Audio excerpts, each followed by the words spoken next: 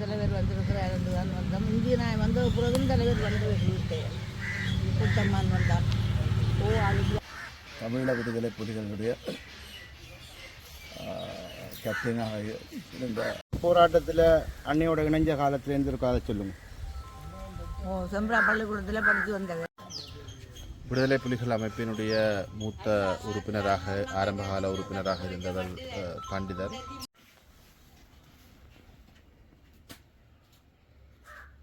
வேறு எந்த கிளாஸில் படிக்கிறான்ற பற்றி தெரியாது.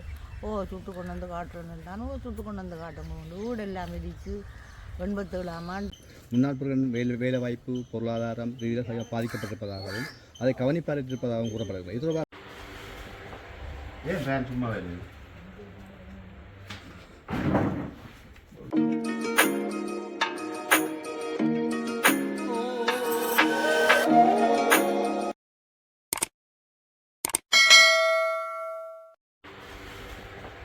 ஏன் ஃபேன் சும்மா வருது?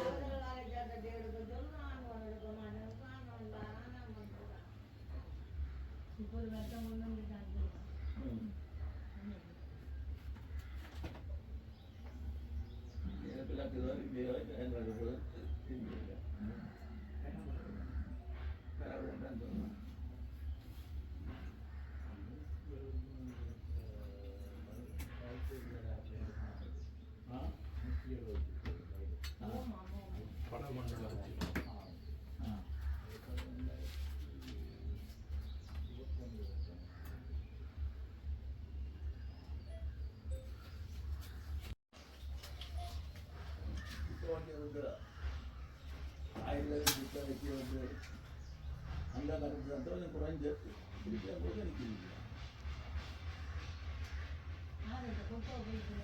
இல்லை இது வந்து அத்தியோகம் திறந்து யாழ்ப்பாணத்தில் வேலை செய்யலாம். அதை தவிர யார்கள் 1000 பேரும் சுத்த வைக்க வேண்டியதாக இருக்கணும். இருக்கும் அதை அந்த தூண்டத்தில் கிடந்து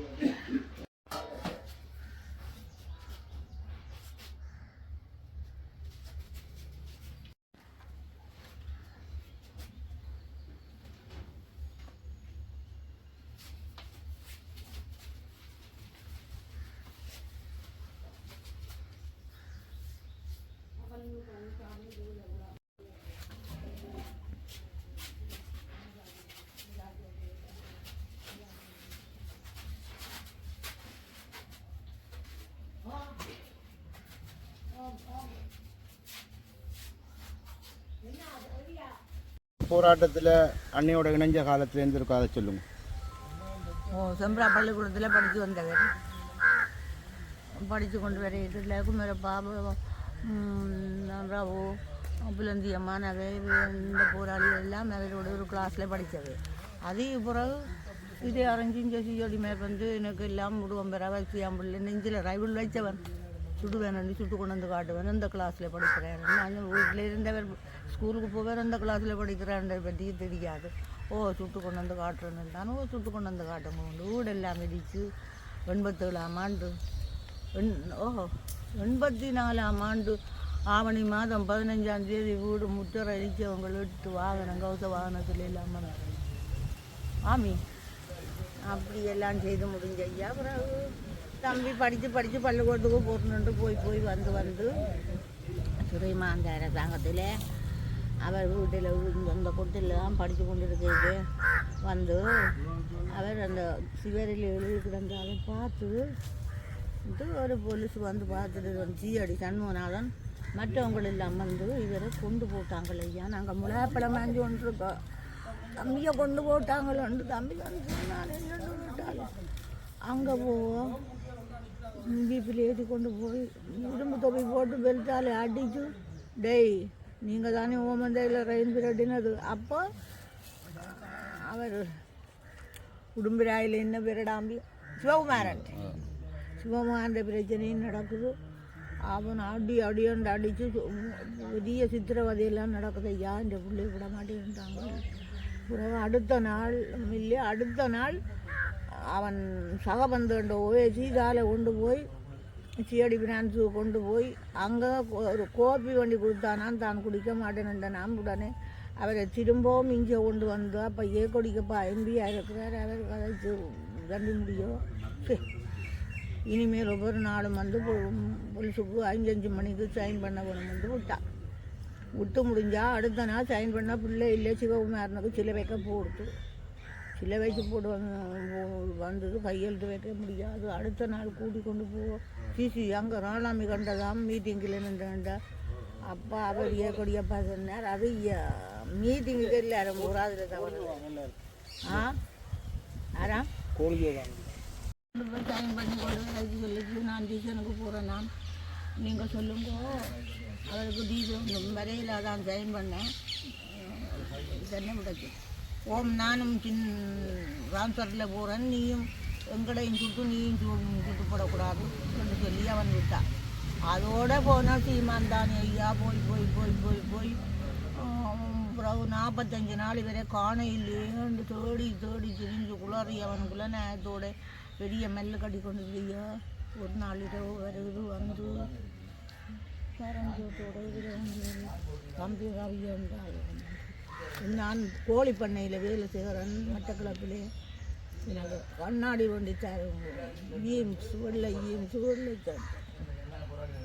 கண்ணாடி தனக்கு கூலிங் கிளாஸ் எடுத்து சன் கிளாஸ் எல்லாம் மட்டக்கிழப்பு கொண்டு போய் அதோட போன பிள்ளை தானே இல்லையா பிறகு 2 4 6 8 10 15 பேரை கொண்டு வந்து விடும். நான் ஒரு சொத்தி பிள்ளை அப்புறம் தான் என்ன செய்கிறது என்னை பார்க்கமா போல இவங்கள் எல்லாரையும் வளர்க்க முதல்ல வேறு அங்கே வெள்ளையில் இரவு 11 மணிக்கு ரால் வண்டி கீழே துண்டில் முடிஞ்சு கொண்டு வருவேன். அது பிறகுதான் வந்து தம்பின்னு வந்து அந்த ராலும் பிடிச்சி புட்டு மொழிச்சு சாப்பிட கொடுக்குறான்னு சொல்லியிருப்பாங்க. இவங்களெல்லாம் 2 மணி கொண்ட தட்டை வடை வெள்ளைப்பாவு வீட்டில் பாயாசம் காய்ச்சி பெரிய சர்வத்தில் எல்லாம் விட்டு சீலன் அந்த சீலனை அவங்க சேர்த்த திருவண்ணாமலை அதுகளெல்லாம் குடிச்சிட்டு 2 மணி கொண்ட போட உணிஜனங்கள் காட்டிக்கு கொடுத்துருங்க ஒரு பழஞ்சைக்குள்ளே சீலத்தை கொடுத்துட்டு கொண்டு போகும் போல ஐயா வீட்டாட்டு எஞ்சிட்டே தந்துடும். சரியான காலகட்டத்தில் இருந்து வளர்த்து இந்த பேப்பர் விற்று இந்த தமிழ் குடல் பேப்பர் விற்கிறது கோழி பண்ணை போட்டு கோழி வளர்த்து அந்த முட்டை விற்று இந்த லாலா சோப்புக்காரங்களுக்கு இந்த பொப்பங்கொட்டை பெனங்கொட்டை அதுகள் கொண்டு கொடுத்து அதுகள் விற்றுத்தான் இந்த இயக்கத்தை வளர்த்தது. அப்போ காத்தங்காலே ஐயா யாரும் சாப்பாடு கொடுக்குங்களே தேத்தண்ணியும் கூடாதுகள். இந்த ஓமந்தை பக்கம் போனால் இந்த பாலை மூட்டை பக்கம் போனால் அதுகள் பால் சில பேர் கஞ்சி கொடுக்குங்கள். 50 பேர் எங்கேயும் சாப்பாடு கூடாதுகள். தாங்கள் ஓமந்தையில் ட்ரெயினில் வர சனம் சாப்பிட்டு அந்த பேப்பரை இறங்கியால் அந்த பேப்பரை குடி எடுத்து பார்த்து சாப்பிடலாம். ஐயா அவ்வளவு பசி கொடுமையால் தான் சாப்பாடு வளர்ந்தது இயக்கத்தில். அப்படி எவ்வளவு சொல்லி வளர்ந்த பிள்ளைகளுக்கு அவரை விட்டு தம்பி ஐயா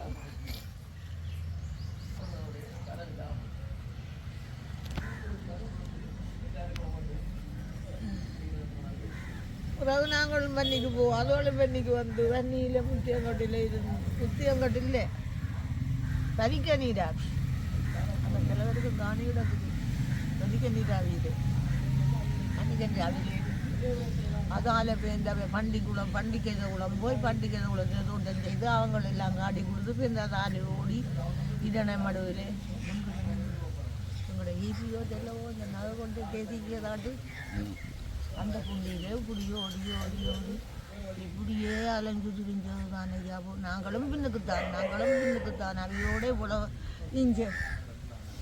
இங்கே கிச்சன் வச்சு சாப்பாடெல்லாம் செய்து 100-150 பேருக்கு இந்த மக்கள் வந்து 200 பேர் அங்கே இஞ்சி எல்லாம் கட்டி கொண்டு போய் சைக்கிள் பாசலாக கொடுத்து வந்தால் பக்கத்து வீட்டுக்காரன் தேசத்தில் மகேசன் போட்டாச்சு. அப்புறம் காந்தியும் பத்தியும் அவங்க வந்து இருந்து அவன் வீரம் எடுத்து சேர்ந்து அவனை அங்கே வீட்டில் யாழ்ப்பாணத்தில் வச்சு பிடிச்சி உறவு கொண்டு வந்து எல்லா ஊரெல்லாம் காட்டி அங்கே போட்டவே ஆகும் கிளிநொச்சிக்கு இஞ்சால் ஒரு ஊரில் வச்சு போட்டோம். புதிய நாங்கள் நடுக பிடிச்சி வந்துடுறோம். நாங்களும் இதே கதிதான ஐயா ஆரம்ப காலத்தில் இருந்து வணிகன் ராவியில் நடந்ததை சொன்னால் உடனே தற்கொலை செய்யணும். இந்த பண்டிகை குடம்பரிக்கிற ராவி ஐயோ காட்டில் ஆயிரம் குடங்கும் கொட்டிலும் ஒரு நாள் பண்டிகை வாராரு ஒரு பேன் பேக் ஓடும் என்னென்றாலும் இதை சீனி முட்டி அதில் கிடக்குது. என்னை படிப்பிச்ச மாசர் ராம்சரில் போகிறார் இதை கொடுக்கட்டாமன்ட்டு இருந்துட்டு பிறகு எங்களை வர சொல்லி நானும் வந்த தம்பியும் 2 சாக்கம் கொண்டு வேறு கொண்டு அங்கே போனால் இதை வழியில் போய் வளர்த்த நியாயம் உண்டு அழுது கொண்டு வருகுது ஐயா. அப்போ திரும்பி வந்துட்டோம். ஒரு அடுத்த நாள் பக்கத்து இருக்கிற ஒரு வீட்டுக்காரனுக்கு மேரையும் கூட்டி கொண்டு அங்கே போனால் 1000 சாப்பாட்டு சாமான்கள் சோறு வாச்சினபடி இறைச்சியெல்லாம் அவிச்சபடி எல்லாம் விட்டுட்டு போட்டு எல்லாத்துலேயும் ஒரு கொஞ்சம் எங்களுக்கு வேண்டிய சாமான் எடுத்துக்கொண்டு வந்துட்டோம். வந்து இந்த கூடாமல் வந்துதான் ஒரு பட்டி தோட்டாவையும் கொண்டு ஒரு தம்பி சொல்லி கேட்டுட்டான் வச்சுட்டு வந்து என்ன தம்பி செய்கிறது. இப்போ நாங்கள் என்ன செய்வோம்டா நான் வாரன் போட்டு செல்லாப்பாவுக்கு சுகம் இல்லையாமல் என்னட்டு பார்த்துக்கணும் கொண்டு வாழ் வலிக்கிட்டு இருக்கு.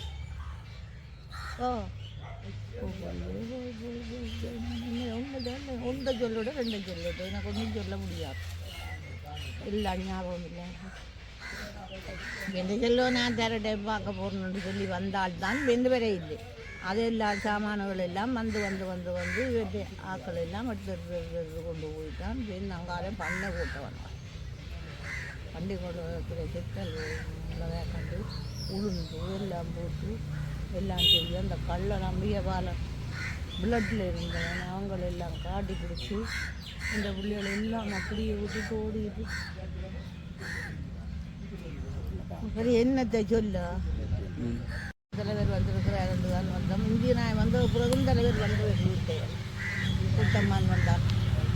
அதுக்கு பழம் முழுக்கம் முன்னாலோடையே இருக்கும். தலைவர் வந்து இந்த பிள்ளைகளை கொண்டு வந்து காட்டும் கூடாதுன்னு இந்த ரவுவை கும்பிட்டாரு. சரி நான் அடி இந்த பிள்ளைகளை கொண்டு வாடா அம்மா அடிக்கொண்டு அவன் வந்தானா.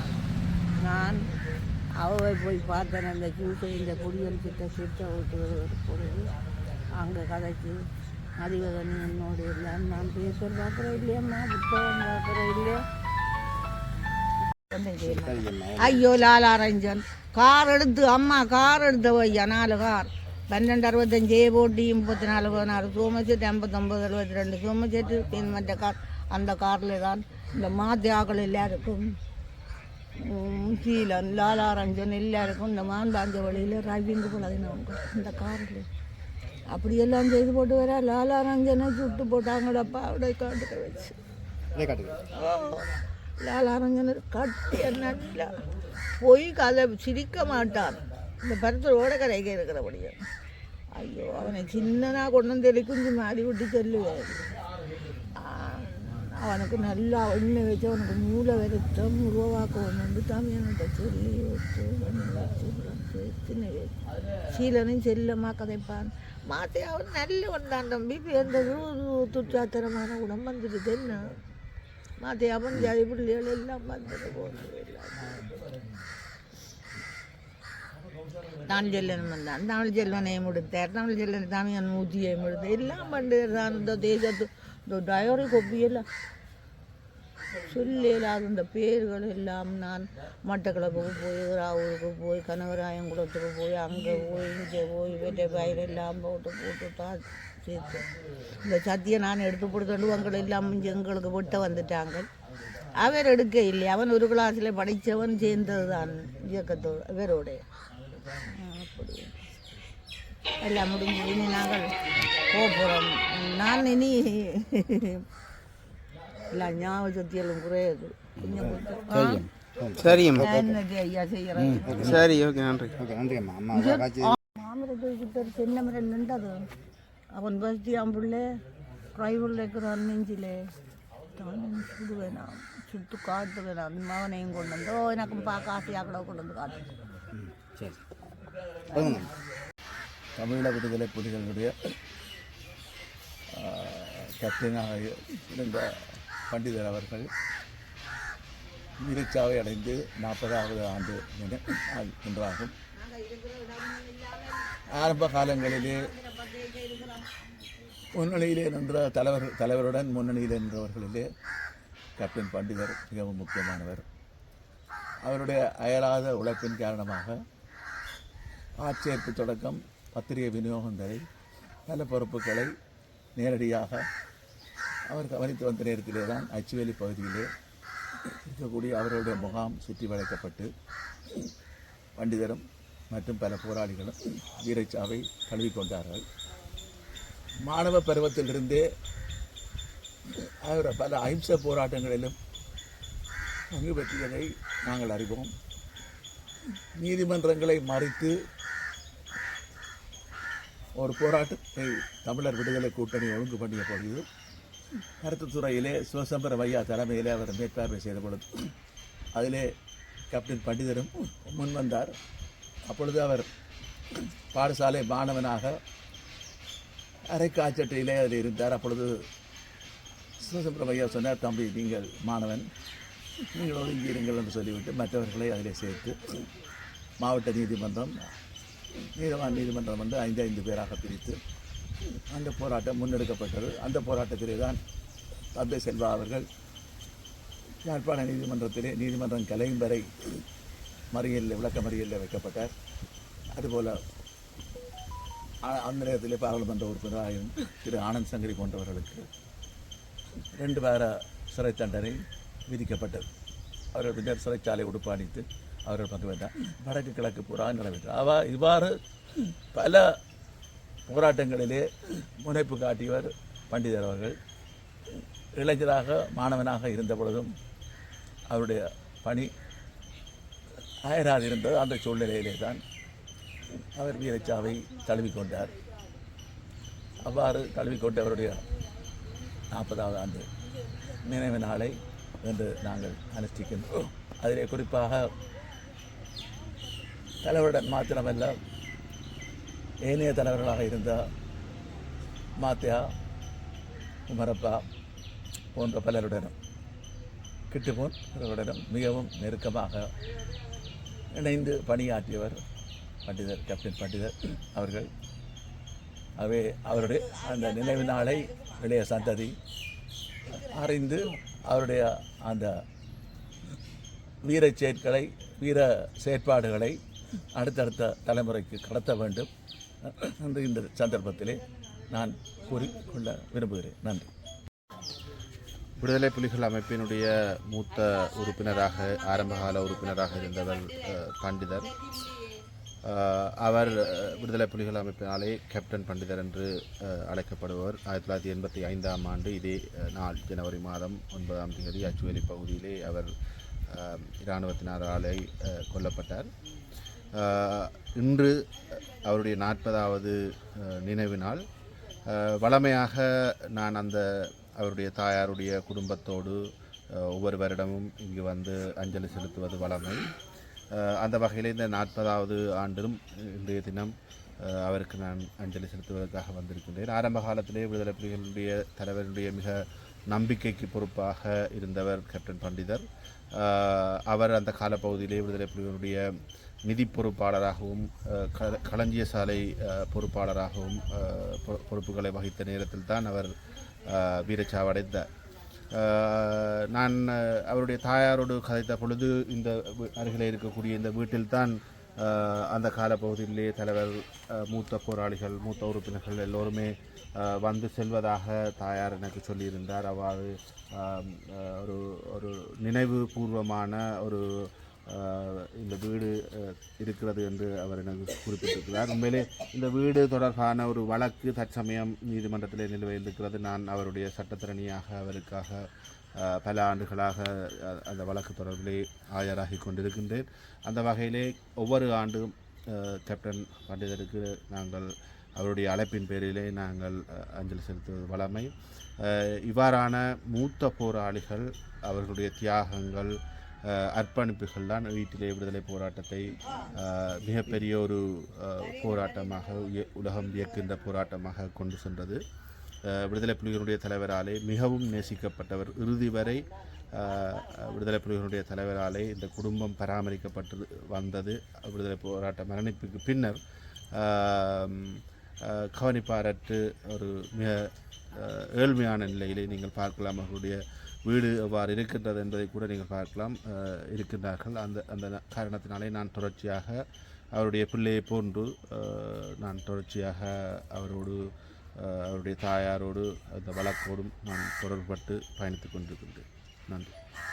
தற்போது இந்த முன்னாள் போராளிகள் தொடர்பாக சமூக வலைத்தளங்களிலே நிறையவே கருத்துக்கள் மோதிக்கொண்டிருக்கிறது, கருத்துக்கள் அடிபட்டு கொண்டிருக்கிறது. அந்த வகையில் முன்னாள் போராளிகள் வேலைவாய்ப்பு பொருளாதாரம் ரீதியாக பாதிக்கப்பட்டிருப்பதாகவும் அதை கவனிப்பாரிட்டிருப்பதாகவும் கூறப்படுகிறது. இது தொடர்பாக உங்களோட கருத்து? நாங்கள் கடந்த காலங்களிலே பல்வேறு முன்னாள் போராளிகளுக்கு உதவிகளை செய்திருக்கின்றோம், வாழ்வாதாரங்களை ஏற்படுத்தி கொடுத்திருக்கின்றோம், தொடர்ச்சியாகவும் அதை செய்து வருகின்றோம். உண்மையிலே பாதிக்கப்பட்ட முன்னாள் போராளிகள் எங்களோடு தொடர்பு கொள்கின்ற பட்சத்தில் அவர்களுக்கான வாழ்வாதாரத்தை ஏற்படுத்தி கொள்கின்ற ஒரு முயற்சியை நாங்கள் செய்யலாம்.